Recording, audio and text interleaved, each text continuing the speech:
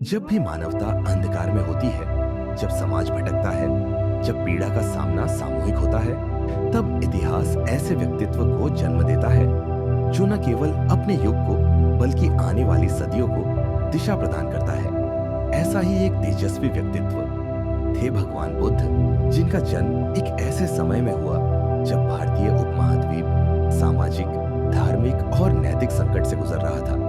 गौतम बुद्ध का जन्म शाक्य वंश में हुआ था, जो उस समय के गणराज्यों में अत्यंत प्रतिष्ठित और प्रभावशाली था।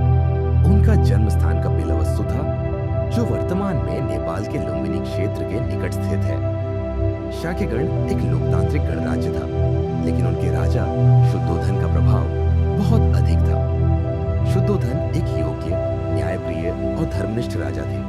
उनकी पत्नी माया देवी अत्यंत सुंदर, सरल और सात्विक स्वभाव की थी।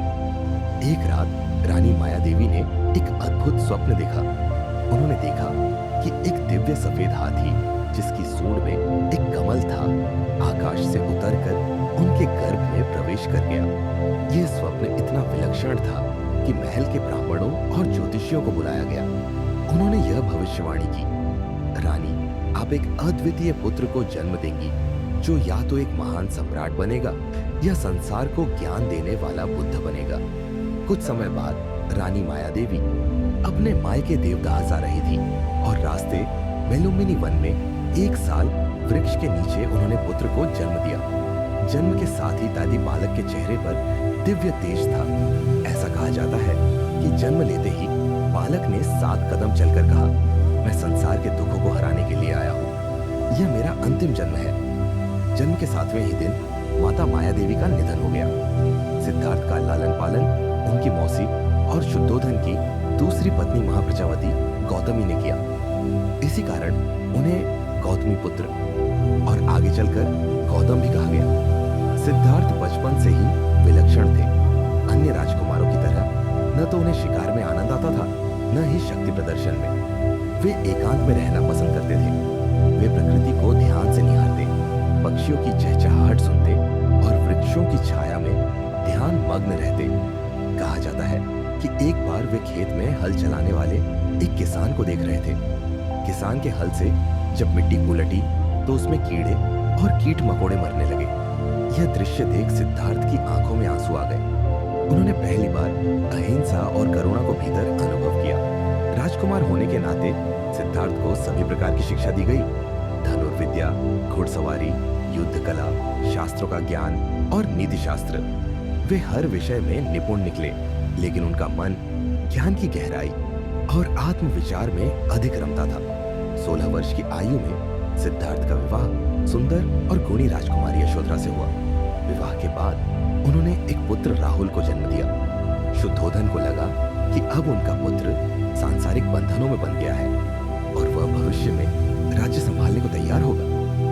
राजा शुद्धोधन ने अपने पुत्र को जीवन की कठोर सच्चाइयों से दूर रखने के लिए विशेष व्यवस्था की थी। लेकिन एक दिन सिद्धार्थ ने नगर भ्रमण की इच्छा व्यक्त की। राजा की अनुमति से नगर भ्रमण हुआ, लेकिन ईश्वर की योजना कुछ और ही थी।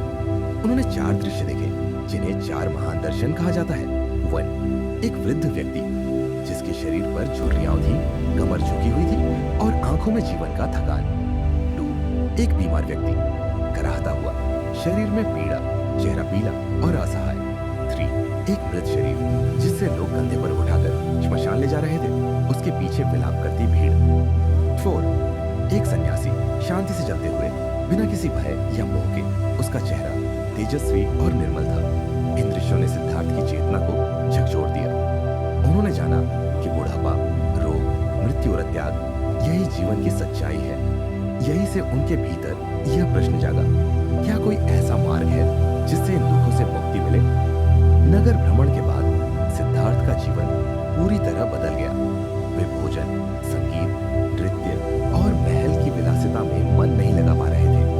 उनका चेहरा गंभीर रहता, आंखों में प्रश्नों की गहराई होती। उन्होंने बार बार सोचा कि क्या केवल मेरा परिवार, मेरा राज्य ही मेरा कर्तव्य है?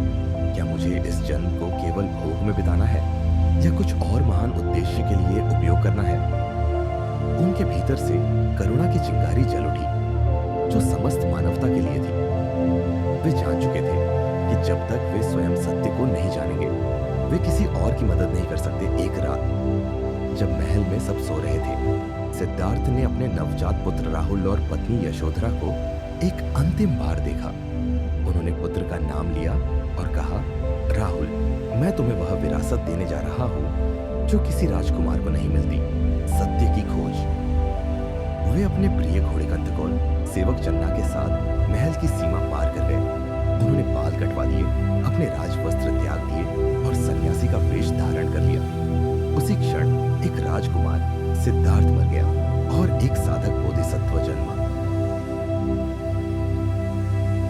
ये केवल एक व्यक्ति की कहानी नहीं है, यह चेतना के जागरण की कहानी है। यह त्याग की पराकाष्ठा है। यह समझने की कहानी है कि सच्चा जीवन केवल भोग में नहीं, बल्कि सत्य और करुणा की खोज में है। गौतम बुद्ध का यह प्रारंभिक जीवन हमें सिखाता है कि जब तक भीतर का सत्य न जागे, तब तक बाहर की कोई चीज हमें संतोष नहीं दे सकती।